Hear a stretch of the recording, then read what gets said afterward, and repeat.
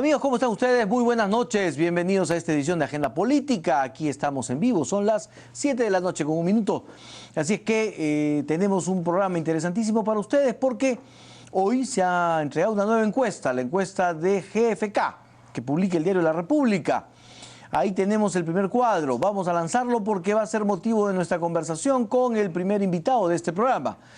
Keiko Fujimori, ante la pregunta si mañana fueran las elecciones para elegir al presidente de la República para el periodo 2016-2021, ¿por quién votaría? Keiko Fujimori, 32%. Pedro Pablo Kuczynski, 9%. Ha caído 2 puntos según la anterior encuesta de GFK. César Acuña, 7 puntos, sube 4. Alan García, 6 puntos, se mantiene estable. Alejandro Toledo, 3%. Verónica Mendoza, 1%. Renzo Reyardo, 1%. Antero Flores, 1%. Julio Guzmán, 1%. Esa es la cifra que presenta el día de hoy GFK, con esa novedad. Pedro Pablo Kuczynski cae 2 puntos, sube César Acuña, y con lo que ya tenía Alan García, ahí está la pelea por el segundo puesto. Muy bien, nosotros ahora estamos en presencia de Carlos Brus, justamente miembro de Peruanos por el Cambio. Ahora, con él vamos a conversar. Don Carlos Brus, muy buenas noches. Enrique, ¿qué tal? ¿Cómo estás? ¿Cómo le va? Bien. ¿Cae PPK? No. 2 puntos luego de mantenerse estable durante mucho tiempo. No es exacto, Enrique. Pero Pablo ha estado subiendo ligeramente en los últimos meses. Así lo ha registrado Datum, CPI e Ipsos. Las 3 encuestadoras han registrado un ligero incremento de 1 o 2 puntos en la intención de voto de PPK. Y lo sitúan a PPK entre el 19 y el 16%, estas 3 encuestadoras. Y hasta ahora GFK, que lo pone en 9. Es un dato raro, ¿no? Por decirlo menos, difiere totalmente del resto de las encuestadoras. Pero las otras encuestadoras, es cierto que lo tienen en otra cifra, pero no se mueve. De 16, 17 no se mueve. Subió. Es más, le puedo decir que es la misma cantidad con la que Pedro Pablo Kuczynski terminó el 2011. Bueno, pero empezó. O sea, desde ahí. ¿Y empezó en cuánto? Está bien, pero desde ahí no ha subido más. Y un dato interesante para su comentario. Pedro Pablo Kuczynski en los últimos días renunció a su nacionalidad y salió airoso a mostrar un formulario. Presentó a sus nuevos jales, Rospigliosi, Gino Costa, todos ellos. Presentó sus propuestas y no sube si no se cae. No, fíjate, Ipsos, por ejemplo, lo registra un incremento de 14 a 16%. Lo mismo Datum y lo mismo CPI. El dato este de GFK, como comando de campaña, lo tomamos como un dato atípico, por decirlo menos, pero lo vamos a analizar, pero no está en concordancia con el resto de las encuestadoras. Ahora, nosotros vamos a continuar haciendo lo que estamos haciendo, que es haciendo nuestras propuestas de lo que haremos cuando seamos gobierno a la gente y presentando a las personas que van a acompañar a PPK en llevar estas propuestas adelante, cosa que ningún otro candidato está haciendo. El Keiko con la Junta se ha presentado a Vladimiro Boró, que ahí no sabemos quién va a ser su equipo económico, quién va a ser sus programas de vivienda. Sin embargo, Keiko se mantiene sólida. Seguridad. Es verdad, pero nosotros continuaremos haciendo lo que estamos haciendo. Hemos presentado a Gino Costa y Fernando Rospigliosi en materia de seguridad. En materia económica está Alfredo Torne, Fiorella Molinari, Pedro Lachea. En materia de vivienda estoy yo, Juan Cheput, buen ministro de Trabajo.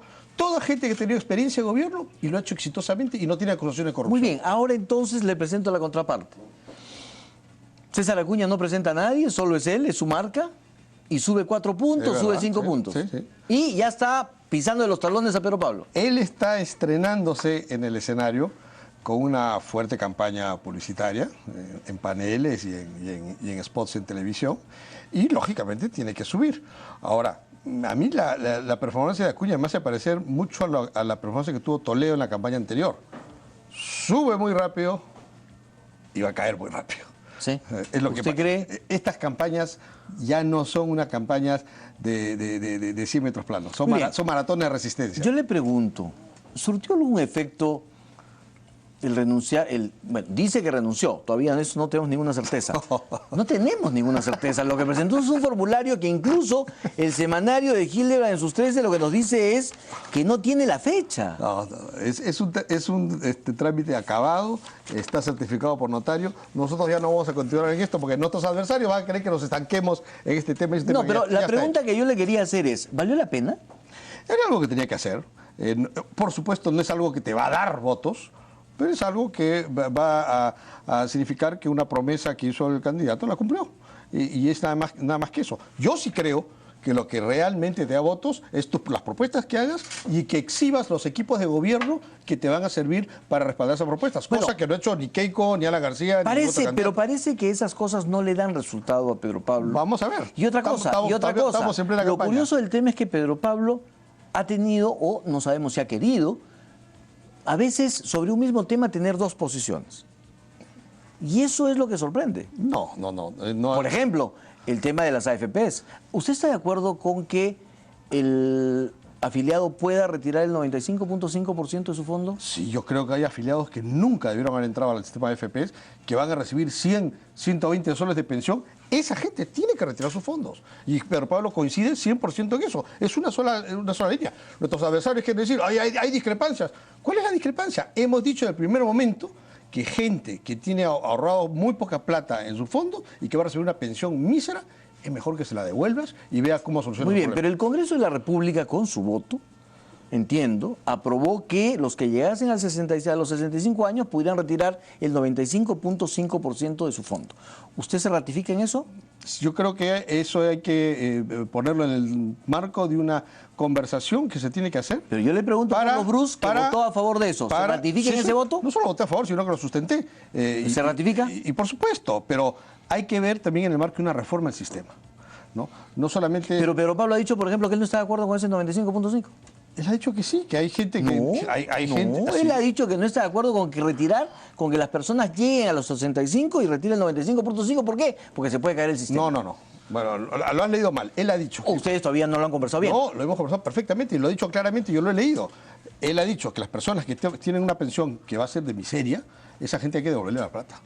Y nos ratificamos en eso. Ahora, hay que reformar el sistema de las AFPs. ¿Cuántos son esos que van a recibir una pensión de miseria? No, son bastantes, ¿eh? Porque gente y el resto sí se queda anclado con todo su fondo, así tenga 1 millón de soles, 1,5 millones, 500,000 soles, debe quedarse con su fondo anclado en el sistema. Gente que tiene por lo menos, más o menos de 100,000 soles, va a recibir una pensión de miseria. Menos de 50,000. Yo diría, menos de 50,000. Con 100,000 todavía tiene una pensión de miseria. No llegas a la pensión mínima. ¿No? Vas a hacer, con 100,000 son más o menos de 200 soles. ¿Quién vive su vejez con menos de 200 soles? Pero en fin, podemos discutir el monto. Pero con el resto no es cuestión de que ya se quede y todo quede igual. No, hay que introducir competencia, hay que dejarle a la gente capacidad de decidir y no solamente terminar en manos de la empresa de seguros de la cual es accionista la AFP. Don Carlos Brus, ¿usted está a favor del aborto? No. ¿Usted está en contra del aborto? Yo estoy en contra del aborto en principio, con 2 excepciones. ¿Cuáles son? Cuando la vida de la madre está en peligro y cuando la mujer ha sido forzada. O sea, en caso de violación. Así es. Y en ese caso sí creo que inevitablemente habría que modificar la Constitución para que eso pueda pasar. En el caso de aborto por violación, entiendo el argumento de los que están en contra de que qué culpa tiene el no nacido. Es un argumento fuerte. Eso tengo que reconocerlo, que ahí tiene un argumento fuerte. ¿Lo hace dudar? Eso es lo que, digamos, reconozco que tiene un argumento. Sin embargo, al final me siento tentado a ponerme del lado de la mujer que fue violentada y que por lo menos dejémosle a ella el derecho a decidir. Don Carlos Brus, ¿usted derogaría la ley universitaria si llegan al gobierno? No, la reformaríamos. ¿No la derogaría? La reformaríamos. Nos parece que hay demasiado intervencionismo, un espíritu intervencionista en esa ley. No fue bien consensuada. Mora, no sé si era por su estilo militar, impuso su ley sin acoger ninguna sugerencia y creo que es algo que hay que reformar. Muy bien. ¿Y usted se tumbaría a SUNEDU? No. ¿No? ¿Por qué? Porque no es que la ley, todo el sistema esté malo. El principio, la regulación por parte del Estado de las universidades es algo que hay en la mayoría de los países, ¿no? Muy bien. ¿Y eso no lo ha conversado usted con Pedro Pablo? No, porque Pedro Pablo también está de acuerdo que tenemos que reformar el sistema, ¿no? No. Perdóneme. Ese es el titular que no corresponde. No. Esto corresponde, ¿por qué? Porque fue dicho en cada educación. Ahí dijo, yo me cerraría la SUNEDU. Lo que él ha dicho, él ha dicho claramente. Le puedo a usted conseguir la grabación porque lo dijo categóricamente, yo estuve ahí, lo dijo categóricamente que él se tumbaría a SUNEDU. Él ha dicho, y lo ha expresado de nuevo el día de hoy en una entrevista, que ese sistema tiene que reformar. parece que hay demasiado intervencionismo, y en lo cual coincidimos, y que la reforma de ese sistema hará que para adelante las universidades puedan estar mejor fiscalizadas. Es más, le puedo leer la frase de él. Él se tumbaría, cerraría SUNEDU. Y fue una pregunta concreta que yo le hice en CADE por la Educación y lo dijo así de categórico. Bueno, yo lo que le he escuchado Está a él... registrado. Vamos a conseguirlo para el siguiente programa porque parece que Pedro Pablo pierde la memoria y dice otra cosa. El día de hoy él ha sido muy claro en que ese sistema tiene que ser reformado, que hay demasiado intervencionismo y que la reforma de ese sistema nos va a permitir mejorar la calidad de los universidades. Muy bien. ¿Usted se tumbaría el SNIP? Sí, el SNIP también es otro sistema que hay que... Ahora, tú usas la palabra tumbar, yo creo que hay que reformarlo totalmente, ¿no? No puede ser que el Ministerio de Economía Pero sea... Pablo dijo aquí, en este mismo programa, que lo cerraría. Sí. O sea, cuando uno usa la palabra tumbarse, cuando quiere sustituir una cosa por otra, que al final puede ser una reforma. El SNIP no puede ser que el Ministerio de Economía, desde las oficinas de Lima, decida lo que deben hacer en agua en Madre de Dios, lo que deben hacer en desagüe en Iquitos, de manera tan centralizada, y que sea el Ministerio de Economía que sabe de todo, desde energía y minas, agricultura, vivienda, agua. Eso se ha centralizado demasiado. Hay muchos rumores de corrupción, no estoy acusando, pero hay muchos rumores de corrupción. ¿A usted los ha escuchado fuertes? Fuertes. No tengo evidencia. ¿En este gobierno o en otros gobiernos también? Desde el gobierno anterior. Lo vengo escuchando. Nadie me ha traído evidencia que yo pueda mostrar, por si no ya lo hubiera denunciado. ¿Pero de qué tipo de corrupción? Por ejemplo, alcaldes que se quejan que le están pidiendo plata para aprobarles el SNIP en el MEF. ¿Y pagan? No lo sé. Entonces, porque, como repito, si tuviera la prueba de que pagan y que un funcionario público lo recibe, yo lo hubiera denunciado ya. ¿No? Pero hay muchos rumores de eso y muchos congresistas nos han llegado la misma información. Muy bien, entonces usted sí reformaría el SNIP. Sí, sin duda. Y dígame, si el MEF tiene tanto poder, y lo tuvo desde la época de Pedro Pablo, con usted, con él en el gobierno, ¿por qué nunca reformaron el MEF? ¿Por qué nunca se tumbaron el SNIP? ¿Por qué nunca lo reformularon? ¿Por qué nunca le quitaron poder al MEF? Porque en esos momentos no había la bonanza fiscal que hay ahora. En esos momentos los proyectos que pasaban por el SNIP eran muy pocos. Entonces no se evidenciaba el problema en lo que se ha convertido el SNIP. Y ahora sí nos damos cuenta que con un país que es otro. No te olvides que cuando nosotros fuimos gobierno el presupuesto era 38.000 millones. Hoy es 138.000 millones, es otro país. Entonces, con un país que está en crecimiento y que necesita hacer obras de infraestructura, ahora que hay plata de magnitud y en cantidad, necesitas un SNIP mucho más ágil, ¿no? Un sistema de control del gasto público, pero que esté descentralizado, tanto geográficamente como por sectores. Y esto es lo que evidencia que ahora el SNIP es más bien un freno al desarrollo en vez de haber sido un control de calidad como era antes, ¿no? ¿A usted le preocupa el avance de Acuña? La verdad que no, yo creo que ¿No? más preocupado está... No, eso no suena muy sobrado, ¿no le preocupa? Y está avanzando y le pisa los talones. Por lo siguiente, Enrique, a ti te puede preocupar el avance de alguien cuando es sobre bases sólidas. Es decir, presenta un equipo de gente impresionante, tiene planteamientos buenos, con un buen soporte de campaña, y dice, no, este sí es una persona de paletas. Ahí lo interrumpo para preguntarle. ¿Humala tenía todas esas condiciones cuando en el 2011 avanzaba? No, y ganó. Sí, pero... O sea, Alberto Fujimori tampoco lo tenía y ganó. Sí, pero es que esos outsiders ya no están entrando en esta campaña. Humala ya no era outsider, era por segunda vez candidato presidencial. Era considerado un outsider, ¿no? No, pero ya había pasado de Venezuela a Brasil, ya tenía toda una experiencia, ya tenía hasta alianzas armadas. O sea, ya no era un outsider, ya era un político y ahora ha demostrado tan tradicional como los demás. Su campaña en la primera vuelta, a partir del mes de enero de aquella vuelta, que creo que fue donde entró Fabre a trabajar, y no le estoy haciendo ninguna publicidad a Fabre. ¿Ustedes lo van a contratar a Fabre? No. ¿Usted lo quisiera a Fabre en su equipo? No. ¿Por qué? Porque no lo conozco y... Pero usted me está diciendo que fue eficientísimo. Fue eficiente en ese caso con él, y además es conocido que Fabre... ¿Y con ustedes no lo sería? No, porque tiene una línea ideológica de apoyo a grupos de izquierda con todo derecho, que no es nuestro caso, ¿no? Y hizo una campaña de comunicación muy eficaz, ¿no? Basados en exaltar el nacionalismo, se quitó el polo rojo, se puso la camisa blanca, esos son mensajes. Y hizo una buena campaña de verano. Pero hay que reconocer que los partidos del centro a la derecha le regalaron la cancha a Humala, porque se empezaron a dividir, a partir, ¿no es cierto? También. Y se fragmentaron todo el voto del centro a la derecha. También. Que eso es lo mismo que está ocurriendo ahora. No, porque ahora no hay izquierda que tenga un porcentaje importante en la contienda. ¿Cuánto tiene Verónica Mendoza? 1%. Ya, pues, pero ese voto, llámelo usted de protesta, rebelde, antisistema, lo que quiera, ¿no lo podría jalar Acuña? Justamente. ¿1%? No, no me refiero al uno que tiene ella, sino a los 30 y tantos que consiguió Humala. Yo insisto que si el avance de Acuña fuera porque tiene ideas que está comunicando, propuestas, equipo que lo está respaldando, sí, es algo para preocuparte, pero está subiendo básicamente porque es el único que había puesto paneles por todos lados, el único que había puesto campaña en televisión. ¿Y usted cree que Pedro Pablo está comunicando bien? O sea, sus propuestas están llegando. Le repito, o sea, yo le he mostrado cómo en algunos casos tiene, como la ley Pulpín, ¿no es cierto? Tuvo un día una y después le echó la culpa a la nieve y después tuvo otra posición. Y así le puedo mostrar una serie de ejemplos. Entonces, yo le pregunto, ¿usted cree que la gente esté clara con respecto a las posiciones de un Pedro Pablo que un día dice una cosa y después dice otra? No, yo no creo que haya esas contradicciones. Y además, ¿qué cosa hay de contradictorio cuando tú dices voy a trabajar en seguridad ciudadana y presentas gente que ya hizo ese trabajo antes, lo hizo de manera eficiente y que lo está respaldando? Es que ahí está. O que vamos a hacer programas de vivienda. Ahí puede estar justamente. Y hasta mis adversarios reconocen que hicimos una buena gestión en el Ministerio de Vivienda. Yo no lo discuto, pero a ver, hablemos de seguridad ciudadana, porque justamente una de las cosas que había escuchado es de que Peruanos por el Cambio presenta a 3 exministros que no solucionaron el problema de la violencia.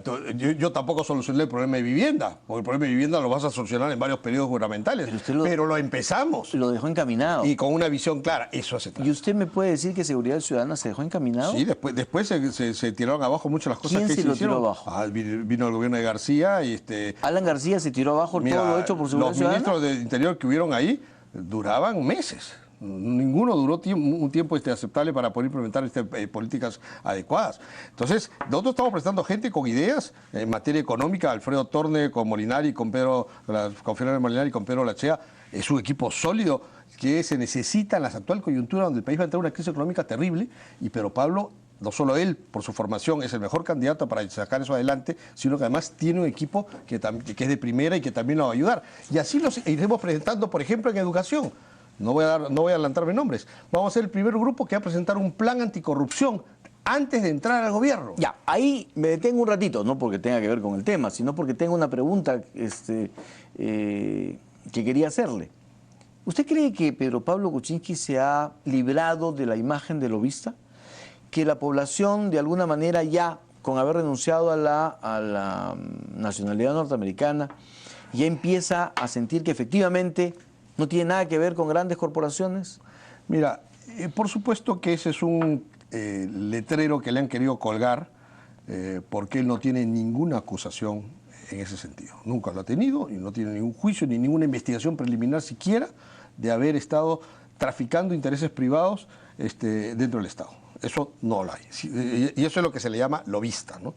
Ahora, que él tiene experiencia internacional y contactos para promover inversiones en el Perú, sí las tiene y es lo que necesitamos, ¿no? Y a eso, esos contactos que él tiene y esa buena imagen que tiene en el Perú y en el extranjero, lo vamos a utilizar para captar inversiones en el Perú, que es lo que requerimos para generar puestos de trabajo y retomar el crecimiento que hemos perdido. Y eso lo seguiremos haciendo. ¿A usted no le preocupa entonces? Esa más bien es una fortaleza, ¿no? ¿Sí? Sí, claro. ¿A usted no le preocupa entonces que la gente lo identifique con grandes intereses de grandes transnacionales y que, como Verónica Mendoza siempre dice, bueno, pues Pedro Pablo está ligado a esos intereses? Todo el mundo dice, ninguno ha presentado una prueba, una acusación. Si les parece que él ha gestionado intereses privados, presenten la acusación, presenten las pruebas y vayan a la fiscalía y presenten el caso. Nadie lo ha hecho. Todos son mentiras que andan soltando por ahí para colgarle ese cartel. Porque justamente, y vuelvo a remitirme a este semanario, ¿no es cierto? Negocios son negocios, se dice, ¿no? Y plantean todo lo que, de alguna manera, Pedro Pablo Kuczynski y las compañías que fundan en el 2014, en fin. Pero, bueno, tú has leído ese artículo y sabes perfectamente que él fundó una empresa. Yo no estoy diciendo que sea delito. Correcto. Entonces, no estoy diciendo que sea delito. Yo formé una empresa donde tengo un bar y un restaurante, que eso me hace ampón. No. Entonces, en ningún momento salió en mi boca eso. Ya, entonces, lo que estoy diciendo es que siempre está ligado a grandes negocios internacionales Y eso es lo que de pronto la gente siente Ya, que no es el a caso, quien va a sus lealtades. Que eso no es el caso, son propiedades suyas. Que Sí, claro, pero puestas en otro país. Que los ha puesto al contrario, los ha puesto una empresa nacional ahora. Bueno, pues, pues, digamos, por eso. Es tu casa, son tus propiedades, ahí no hay nada de malo. Entonces, pero lo que sí quieren en ciertos grupos es ponerle ese cartel, ¿no? Pero como te repito, si alguien ha tenido alguna acusación seria, ¿por qué no presentar una denuncia? No las hay. Todas son chismes de campaña. De esas cosas vendrán, eso es normal en una campaña y uno no tiene por qué molestarse con eso. Ante esas acusaciones, nosotros vamos a seguir haciendo propuestas. Dentro de una semana o dos vamos a presentar nuestro equipo de plan de educación y vamos a presentar nuestro equipo de plan de Si yo le preguntase a usted hasta ahora, ¿cuáles son las tres principales propuestas, las tres propuestas que usted cree que la gente recuerda de Pedro Pablo Kuczynski que ha dado hasta ahora? ¿Cuáles son? Bueno, la primera es en el tema económico, de la cartera de proyectos que vamos a echar adelante para crear los 3 millones de puestos de trabajo que Pedro Pablo se ha comprometido a crear en sus 5 años de gobierno. Ya. Ahí hay una propuesta concreta. La segunda es cómo vamos a formalizar a cerca del 75% de la economía que es informal, reduciéndoles la tasa de impuestos, dándoles un ¿Solo a ellos? sistema tributario especial para las pequeñas empresas. O sea, un sistema formalizar. tributario diferenciado. Así es, a las Muy pequeñas bien. empresas. Y a los otros no. ¿A cuáles otros? Estoy hablando de los que no son pequeñas empresas. A las que ya están tributando, están en un sistema. Para ellos, No se les va a bajar el impuesto. estamos hablando de reducirle también las cargas tributarias. ¿Cuál? ¿Qué impuesto? Renta, por ejemplo. ¿Cuánto? ¿No? Se ha hablado de reducirlo paulatinamente, se está hablando de reduciendo el IGB paulatinamente. ¿Para qué? ¿A cuánto? Porque según las leyes de economía, tú reduces las tasas y es más fácil ampliar la base. Y no tienes que estar exprimiéndole siempre a los mismos. Todo el mundo dice esto y nadie lo hace. Bueno, nosotros lo vamos a hacer. Pero ustedes ya fueron gobierno y tampoco lo hicieron. Bueno, nosotros nos tocó ser gobierno cuando el país estaba en recesión y había un déficit fiscal cercano al 3%. Hoy no es esa la realidad. Hoy tenemos una holgura fiscal, a pesar de que tenemos un déficit, pero tenemos las reservas fiscales, tú lo sabes que es una posición sólida en materia fiscal. Ahora sí hay las condiciones para hacerlo de una vez. Y hemos perdido 10 años, el gobierno de García y el gobierno de Humala, donde se pudieron hacer estas reformas y no se hicieron. O porque no quisieron o porque no supieron cómo hacerlo. ¿Usted cree que los gobiernos de Alan García y Ollanta fueron nefastos? No, no fueron nefastos, fueron pérdida de tiempo. O sea, lo tuvieron todo, tuvieron los dineros que ningún otro gobierno pudo tener, pero no tuvieron la creatividad ni la gerencia para convertir esos dineros en mejora de calidad de vida de la gente. ¿Usted diría que Torres es mejor que Carranza? Yo no lo pongo esa terna, yo creo que Carranza también ha sido un buen ministro de Economía, pero lo que no puede hacer Carranza, por ejemplo, es sentarse en el sillón del ministro del Interior y que el ministro del Interior pueda resolver el problema del 2x2, ¿no? El 24x24, el famoso que hasta ahora no se resuelve. Eso ya no lo puede hacer Carranza. Entonces, hemos tenido las platas para poder formar otra nueva policía en el Perú, yéndonos a un extremo, ¿no? Y afrontar el tema de seguridad ciudadana, y no se ha podido.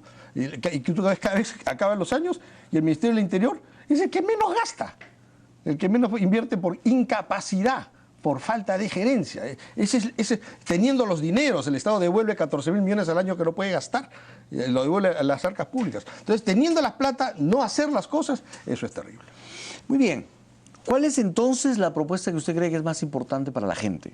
Ya no para ustedes, para la gente. Yo creo que la creación de 3 millones de puestos de trabajo es importante. ¿No es eso, porque eso es una lluvia de ofertas? O sea, primero Alan García dijo 2, entonces de repente Pedro Pablo dijo, ya, yo tengo que dar 1 millón más, 3, y aparecerá Acuña y dirá 4. No, yo creo que es importante por lo que eso significa. Vamos a entrar el siguiente régimen con una economía, llámala desacelerada o en recesión, ya es cuestión de semántica, una economía frenada, ¿no? Y la habilidad del siguiente presidente va a ser en volver a echar a andar esa economía en medio de un contexto internacional que ya no va a ser tan favorable como el que fue antes. Entonces tú lo vas a tener que hacer con tus propios medios, con tus recursos propios, captando inversión nacional y extranjera para empezar a mover la economía, haciendo que la inversión pública sea cada vez menor para el gasto corriente y más para el gasto de inversión para generar toda la infraestructura que nos falta. Entonces, esa habilidad en materia económica creo que es la gran fortaleza que tiene Pedro Pablo y el equipo económico que lo respalda. Y ese es el gran reto del que vaya a llegar a ser presidente de la República. Va a tener varios retos, ¿no es cierto? Sin duda. Muchos. pero el primero va a tener que ser pasar a la segunda vuelta. Es verdad, faltan todavía 4 meses, no hay adversario pequeño, nosotros respetamos a todos nuestros adversarios. Sí creemos, Enrique, que nos está distinguiendo de los restos de los candidatos, el que nos estamos esforzando en hacer propuestas y estamos presentando a la gente que las va a respaldar. Algo que no ha hecho Keiko. Keiko ha presentado a Vladimir Aguaró, por ejemplo, y de ahí nada más. No ha hecho una sola propuesta, no sabemos quién es su equipo económico, no sabemos quién va a estar en seguridad ciudadana, y menos los demás candidatos, y algunos inclusive han llegado a plagiar ya sus planes de gobierno. Nosotros no hemos llegado a eso. ¿A quién se refiere? Ya tú sabes. No, yo le pregunto a usted. ¿García es una amenaza para Pedro Pablo? No, mira, García está haciendo un estilo de campaña que yo no me sentiría orgulloso de hacer, ¿no? ¿Por qué? Porque él es el candidato que más está atacando en términos personales a los demás, ¿no? No digo que esté bien o mal, o sea, que sus ataques... Pero usted ha dicho, es una campaña que yo no haría. Sí, o sea, no quiero decir, no digo que esté bien o mal, no digo que sea mentira lo que esté diciendo, pero no ¿Es verdad lo que dice? Bueno... Pero si es verdad, entonces, ¿cuál es el problema? Porque el estilo de campaña no es algo que yo no haría. O sea, yo no estoy diciendo que sea ilegal, pero yo no lo haría. Yo no trataría de sobresalir simplemente achacándole cosas personales a mis adversarios, ¿no? Ese estilo de campaña no es el que yo me sentiría orgulloso de hacer. Yo prefiero sobresalir de las cosas que yo sé que hago mejor, ¿no? Pero no achacándote el hecho de que, oye, tú le pegas a mujeres y el otro le contesta así, pero tú fuiste infiel. No es un nivel de debate de una campaña que yo me siento orgulloso, ¿no? A ver, hoy día Pedro Pablo ha dicho que Keiko el único mérito que tiene es apellidarse a Fujimori. ¿Eso también es un ataque personal? Pero no te estás metiendo con un tema personal de ella, ¿no? No le está diciendo, oye, no defendiste a tu mamá, ni cosas por el estilo, ¿no? Ese tipo de campañas no es la que debemos ver. Y, claro, entiendo a García, está preocupado, estaba en tercer lugar, ahora está pasando al cuarto, eso tiene que estresar a cualquiera, más aún de una persona que ha sido 2 veces presidente de la República. ¿Y a Pedro Pablo no le empezará a estresar esta caída de 2 puntos, el avance de Acuña? ¿No le va a pasar lo que le pasó a Toledo justamente en la anterior campaña cuando sintió la amenaza de Pedro Pablo y empezó a mirar para abajo? Mira, como te digo, este último resultado de GFK es bien atípico con respecto a los demás. O sea, nosotros lo tomamos con pinzas. No te voy a despotricar contra las encuestas. No, las encuestas hay que tomar las encuestas. Pero usted ha dicho que le generan dudas. Es que si tú ves todas las demás encuestas que registran un ligero incremento y te sitúan entre 19 y 16 y viene y te ponen 9, raro. ¿No? Pero en fin, vamos a analizar, de repente hay alguna razón metodológica que lo explique, no lo sé.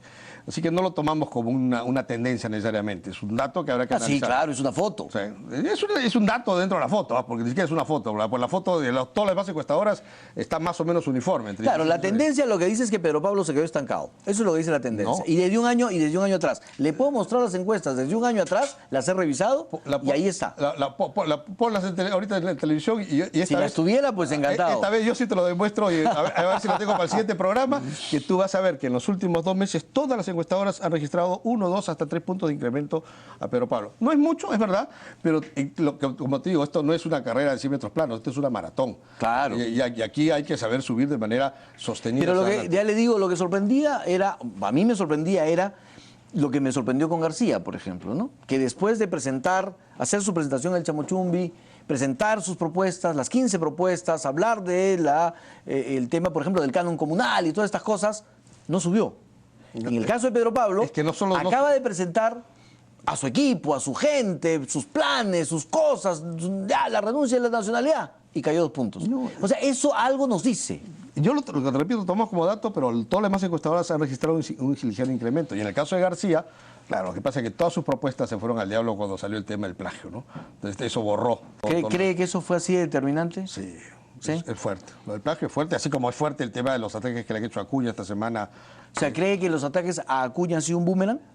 No, creo que le han hecho daño a Acuña y a García, los dos. ¿Sí? Sí. ¿Pero Acuña sube 4 puntos en la encuesta? No, esto ha sido tomado, el trabajo de campo ha sido hecho una semana atrás, ¿no? O sea, no ha medido esto. Pero el hecho de que se haya hablado tanto de esto de que le puedas estar pegando a tu mujer, o solamente el hecho de que no hayas tenido la capacidad de llevar adelante un divorcio más o menos ordenado, ya te dice tu capacidad para llevar adelante conflictos sociales en un país. Muy bien, don Carlos Cruz, muchísimas gracias por haber estado con Gracias nosotros a ti. aquí. Obviamente seguiremos conversando, vamos a ver cómo van las tendencias y pónganse de acuerdo pues en algunos temas porque parece que andan medios Nosotros estamos de acuerdo, algunos quieren sin ponernos en sintonía. desacuerdo. Muchísimas gracias. Gracias a ti. Vamos a una pausa, regresamos amigos.